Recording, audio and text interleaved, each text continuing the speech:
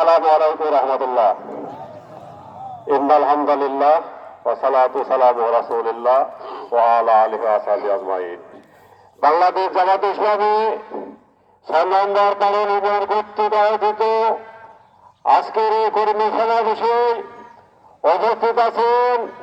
বাংলাদেশ জামাত ইসলামী ৬ নম্বর দারুল union শাখার সম্মানিত আমির, আজকের পরিচালক এবং আজকে আরো উপস্থিত আছেন বাংলাদেশ জামাত ইসলামী নিয়ামতপুর পুরসভা সভার নওগাঁ ১ আসনের জামাত মনোনীত প্রার্থী অধ্যক্ষ মাহবুবুল আলম এবং আরো উপস্থিত আছেন নিয়ামতপুর শাখার আগামী দিনে উপজেলা চেয়ারম্যান পদপ্রার্থী এবং নিয়ামতপুর উপজেলা শাখার কেয়ারটেকার এবং নিয়ামতপুর পুরসভা সভার নির্বাচন আসনের সম্মানিত পরিচালক এবং আরো উপস্থিত আছে নিয়ামতপুর উপজেলা শাখার সম্মানিত আমির এবং বিভিন্ন পর্যায়ে জামাতের নেতৃবৃন্দ এবং সবার সামনে আমার উপরিষ্ট দিনদার ইমানদার মুসল্লি ভাই এবং বাবাজিরা, আপনাদেরকে আবার উপরে সালাম জানাই। আসসালামু আলাইকুম রহমতুল্লাহ। মহারব্বুল আলামিন আজকের এই কর্মী সমাবেশে উপস্থিত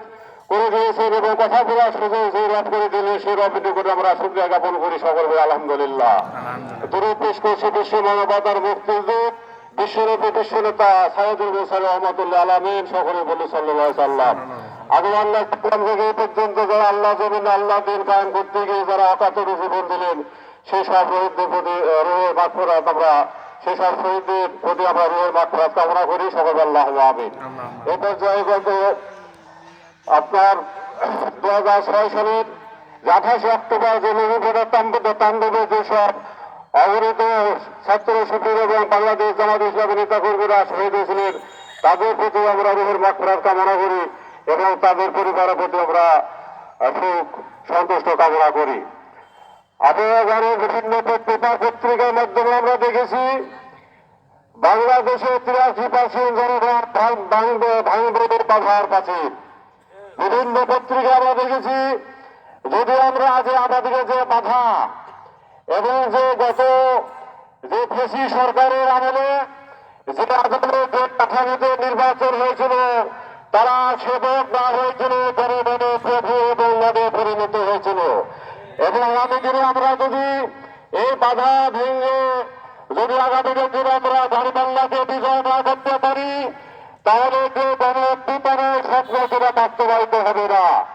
মানুষের যে মৌলিক অধিকার এটাও কিন্তু ফিরে পাবে না এবং সন্ত্রাস দুর্নীতি চাঁদাবাদ এটাও কিন্তু ফিরে পাবে না। এই জন্য সামনে আগামী দিনে যে আমাদের বাধা এই বাধা ভেঙে আগামী দিনে যে জনগণের চাওয়া যে আনুপাতিক হারে যে নির্বাচন দুই পক্ষের পিয়ানের মধ্যে সেই পিয়া নির্বাচন সরকারকে দিতে হবে এবং সকল মানুষ সমান অধিকার নিশ্চিত করার জন্য নিশ্চিত করতে হবে এবং বিগত আমলে যে সেবা শাসক দুর্নীতি সন্ত্রাস